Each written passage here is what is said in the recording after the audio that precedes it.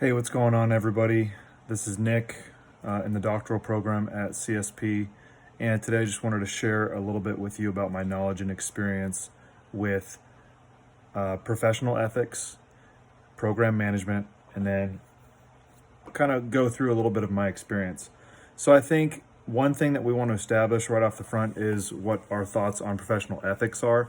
I think that professional ethics are supposed to be an extension of what your professional morals are, which are just kind of the standards that you live your life by.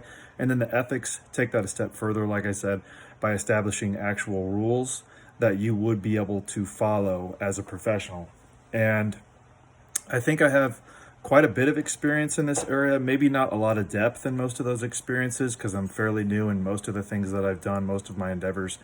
But I did a little work with strength and conditioning where I think there's quite a different professional ethic code than if you were a researcher or somebody who is participating in writing journal articles frequently. I've done a little bit of that as well.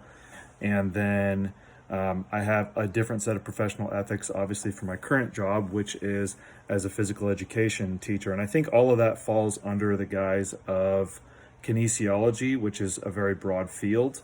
But just to name, I guess, a few of the ethics that would exist in those examples, I think as a strength and conditioning professional, right, you follow this ethical standard to make sure that injury prevention is your number one goal and that you are always progressing the athletes towards getting better and ensuring that they are staying injury free within your facility, as well as you're trying to prevent them from being injured during seasons.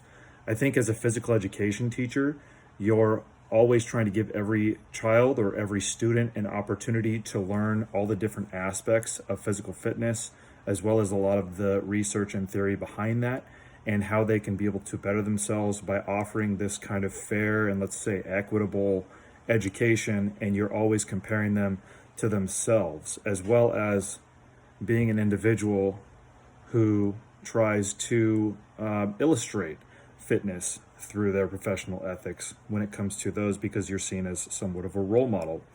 And then I think in the third example, which is the researcher slash frequent publisher, I think you have a different set of standards where you have to ensure that your research is ethical towards the subjects you're performing it on, right? You have to make sure that you, again, similar to the strength and conditioning coach, are providing benefit to those people's lives that are choosing to participate in your studies, as well as ensuring that it is something that is contributing positively to the field. And then when it comes to the publishing aspect, there's a whole list of ethical standards there as well, in terms of offering authorship or credit to the contributors within the cohort that's doing the study, right? And then there's also, trying to avoid plagiarism and copying things like that. So the last thing I want to address is just what I hope to learn from this class and how I hope to apply it to my own life. Well, I hope to take as much information from the readings and the activities and just try to expand on my knowledge, as well as expand on my opportunities to practice in my current role as a physical education teacher, a coach, and a strength and conditioning practitioner. And I think just about every course that we've had, the list of readings has always offered some kind of benefit. There's hasn't really been anything that I've gotten nothing out of. So thank you all for listening, and I hope you have a great night.